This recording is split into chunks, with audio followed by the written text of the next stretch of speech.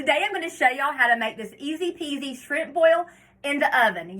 So you put it right in your casserole dish and bake it in your oven. It's complete with sausages and corn and shrimp and potatoes, and it is so good. First, you're going to want to parboil your potatoes and your corn. So I have about a pound of small red potatoes, and then I have 3 ears of corn that I just snapped in half. Bring a large pot of salted water to a boil, drop in your potatoes, let them cook for about 12 minutes, and then during the last 5 minutes, throw in your corn. I have sprayed my casserole dish with some nonstick cooking spray, and I am just going to pour in my corn and potatoes.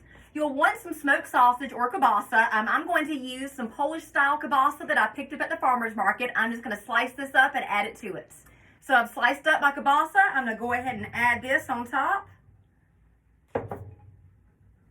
I've got a pound of shrimp that I also picked up at the farmer's market, so I'm going to add this, and it is shelled with the tail off and the veins. So I have 1 stick of melted butter, and to that I'm going to add 1 teaspoon of minced garlic and a heaping tablespoon worth of seafood seasoning like Old Bay. I'm going to mix this up, and now we're just going to pour this over. Drizzle it on, and then use your hands or a spoon, I got a gloved hand, and just mix that butter in. That way you coat all your potatoes and your sausages and your shrimp and your corn. And I'm going to sprinkle on just a little bit more seafood seasoning. We're going to place this in the oven at 400 degrees. We're going to cook it for about 15 minutes.